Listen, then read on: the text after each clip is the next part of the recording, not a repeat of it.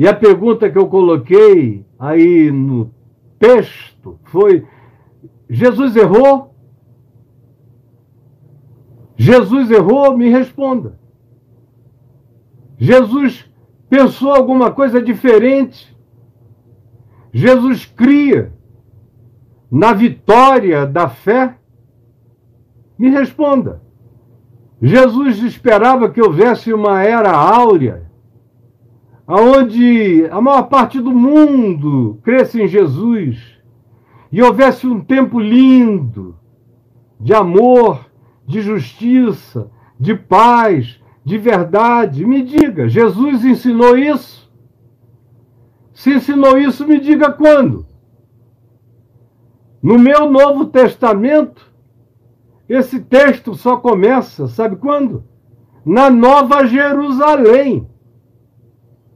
É quando todos os povos, nações, etnias e línguas da terra vêm, sobem ao Cordeiro, a Nova Jerusalém, para adorá-lo em espírito e em verdade e comerem das folhas e dos frutos da árvore da vida que é para a cura dos povos. Fora isso, onde foi que Jesus disse? Ao contrário, eu só vejo Jesus dizendo: não temais. Preste atenção, olha aqui para mim, você, meu filho. Não temais, olha para mim, menina. Não temais, ó vós, pequeno rebanho, porque ao meu Pai agradou dar-vos o seu reino. Ele não disse: não temais, ó grande rebanho, rebanho poderoso, valentes de Deus na terra, guerreiros dominadores, cruzadistas da verdade, dominadores de governos, reinando em glória com Cristo sobre os reinos e os pagãos da terra, agora, hoje, sendo os ayatolás de Deus nesse mundo, dando as leis, as regras, ditando os usos, os costumes, as normas, as formas, as ideologias. Não, Jesus nunca disse.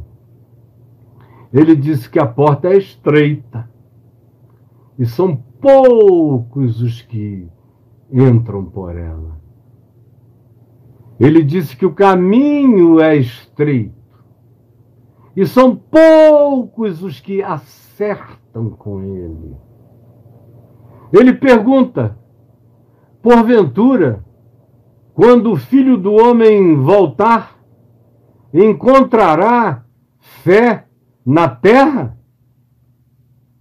Porventura, quando o Filho do Homem voltar, encontrará fé na terra?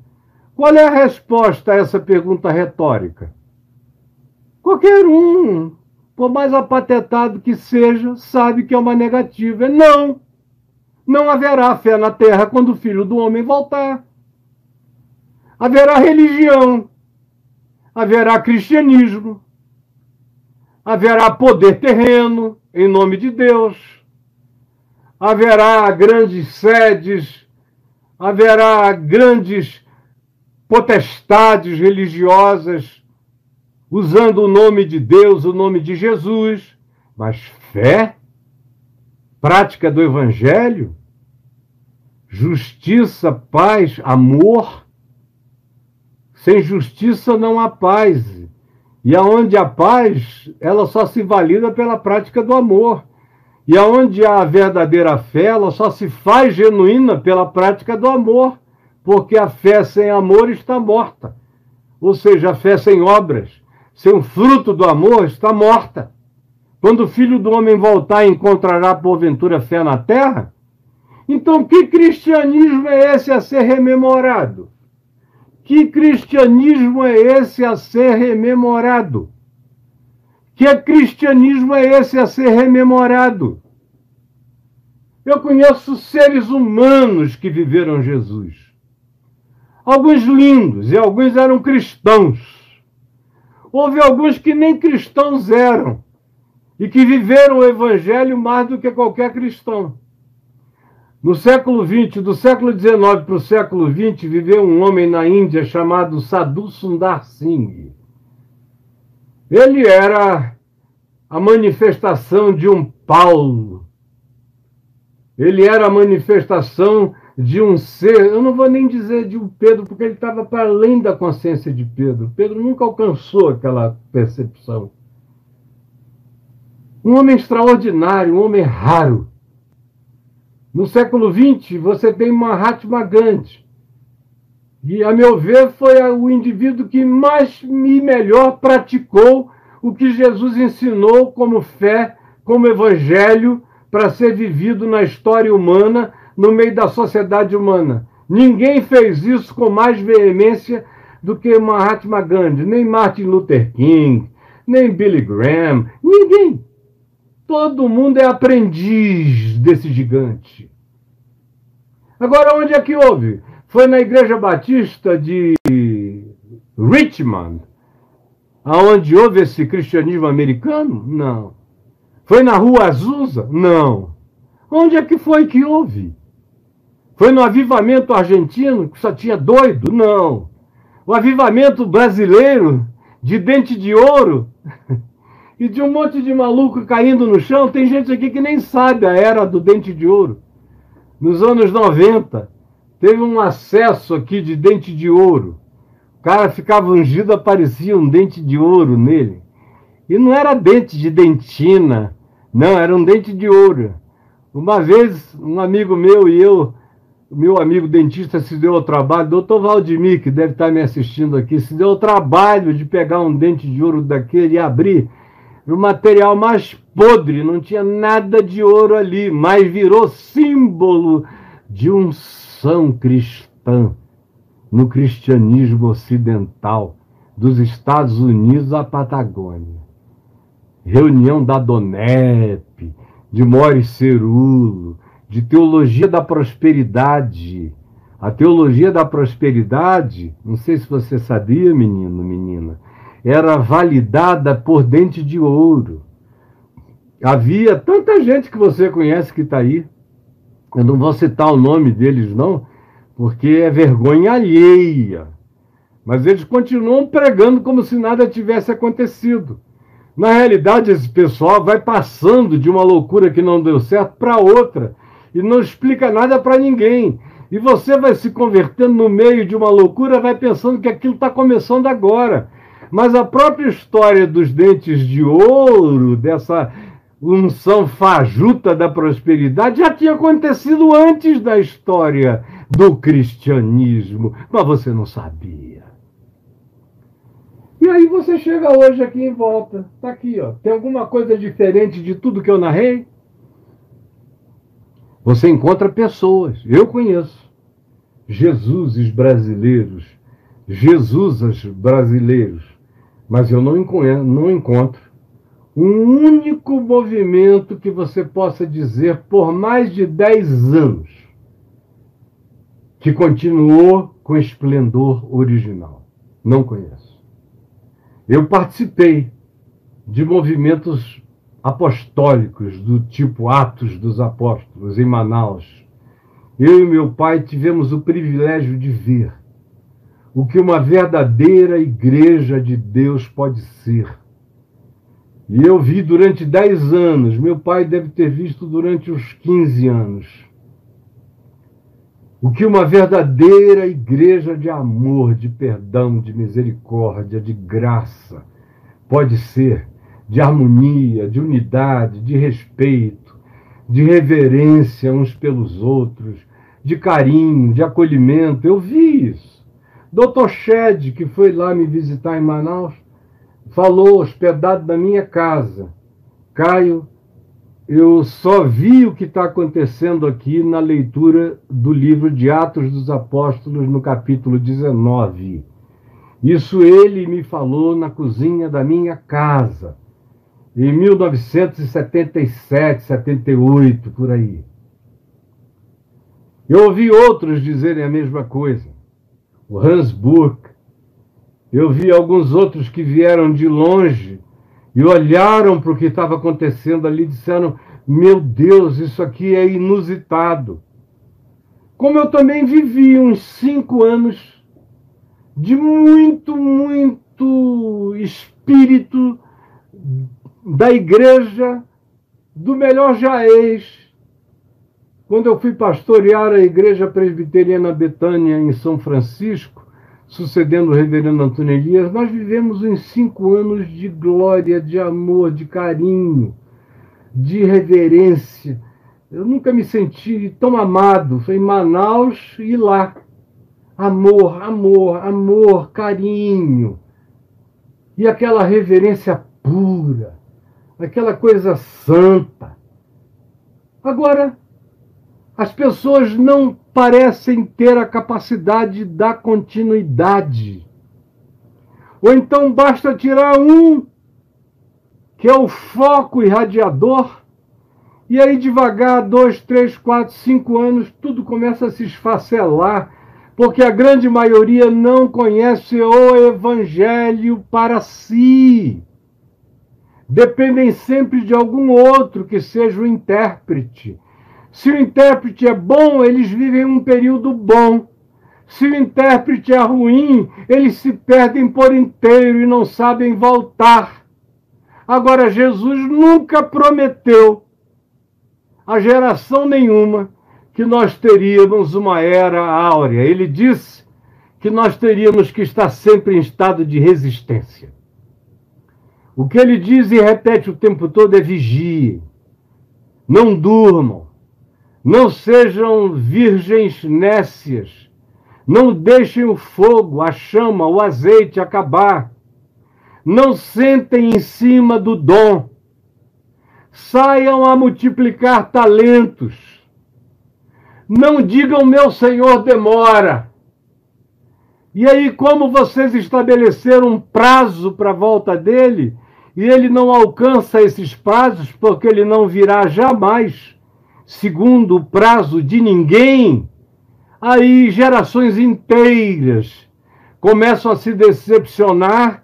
O escatologismo, a promessa da volta de Jesus, sempre precede as grandes barrigadas de depressão de uma geração inteira. Agora nós estamos vivendo uma fase de euforia política. Vamos ser os donos do país. Nos Estados Unidos, eles disseram, os protestantes, nós vamos ser outra vez os donos do país, como no tempo dos founders ou dos puritanos. Seja lá como seja, nós vamos ter a nossa voz afirmada, deu no que deu. E olha aqui no que está dando. E olha na América Latina inteira. Olha a África. A África evangélica está ficando pior do que a África pagã, de tanta maluquice que está acontecendo lá, mas vocês não veem nada, não é? Está tudo bem? Está tudo lindo? Aí chega alguém, como toda hora chega, gente dizendo: Caio, estou decepcionado com Jesus, porque nada do que ele prometeu aconteceu. Eu digo: o que foi que ele prometeu que não aconteceu? Ah, não, eu não vejo a igreja transformar o mundo. Ele nunca disse que iria. Ele disse que o mundo iria corromper a igreja. A apostasia. Ah, eu não vejo o amor de Deus praticado pelos cristãos. E quando foi que Jesus disse que o amor dele ia ser uma universalização da prática cristã? Ao contrário, ele disse: por se esfriar o amor, por o amor se esfriar no coração de todos, ou pela iniquidade se multiplicar para todos os lados, especialmente a partir de dentro das chamadas práticas da religião, a iniquidade com ajuntamento solene, praticada em nome de Jesus, para ter poder na terra, à medida em que essa iniquidade cresce. E a iniquidade que mais mata o amor é a iniquidade praticada em nome de Jesus, em nome do cristianismo, em nome da igreja. A pior, é a mais diabólica de todas. Por se multiplicar a iniquidade, o amor se esfriará de quase todos. E sem amor, não há fé em Jesus. Porque a fé em Jesus se manifesta pelo amor.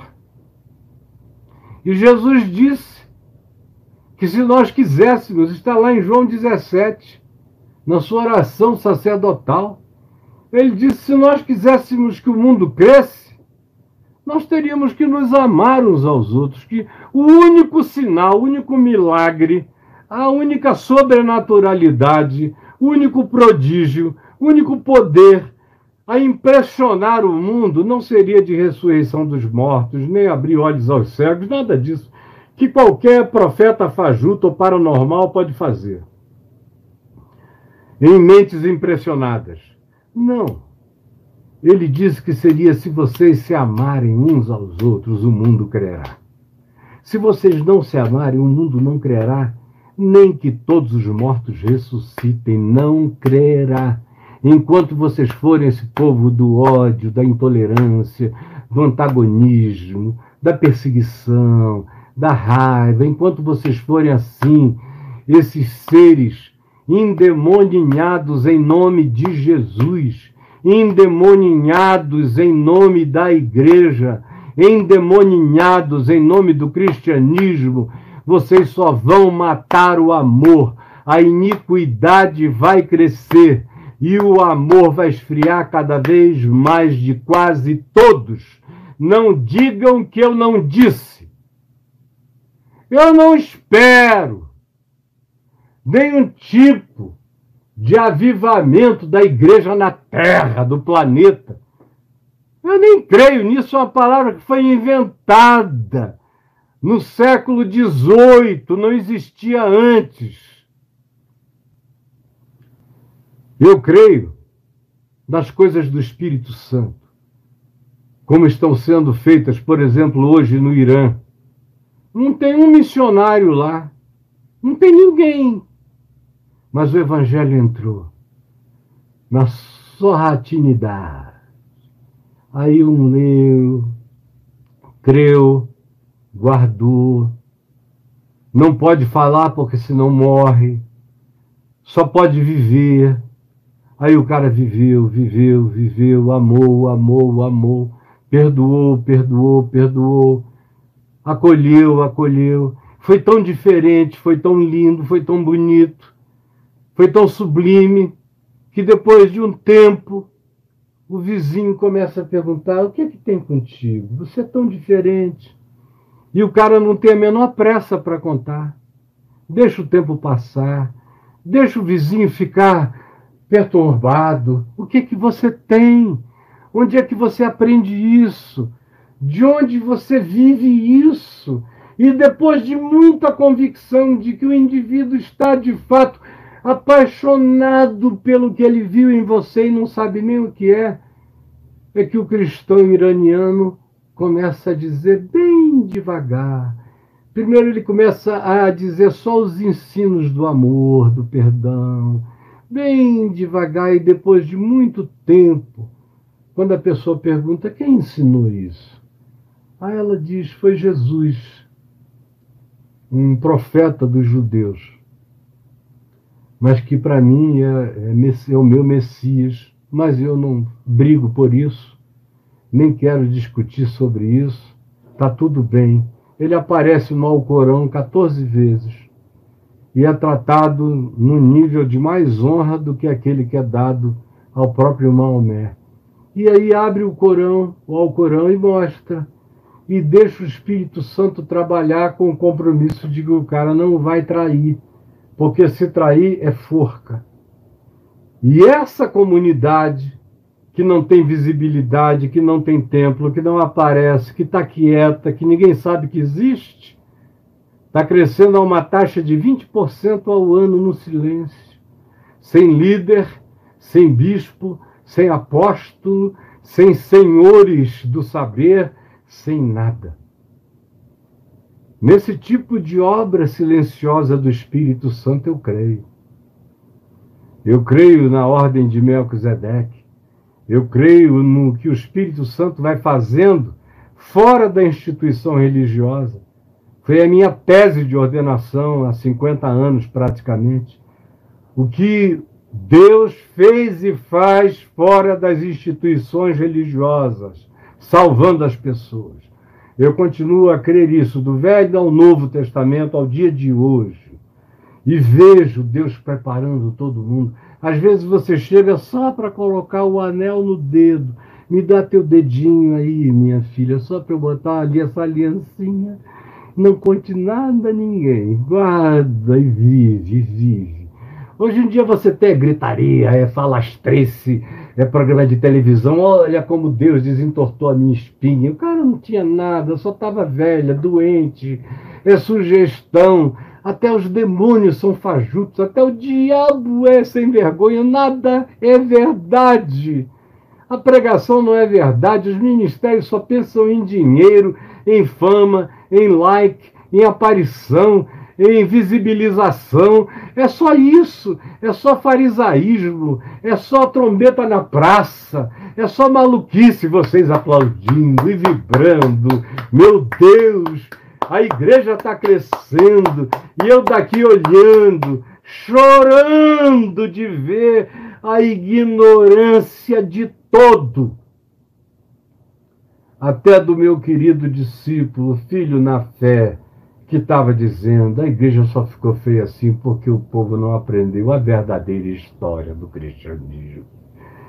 E eu dizendo, meu filhinho, não diga isso, você está falando uma besteira que não tem tamanho, que não sobrevive a meia hora de conversa, só nós dois juntos.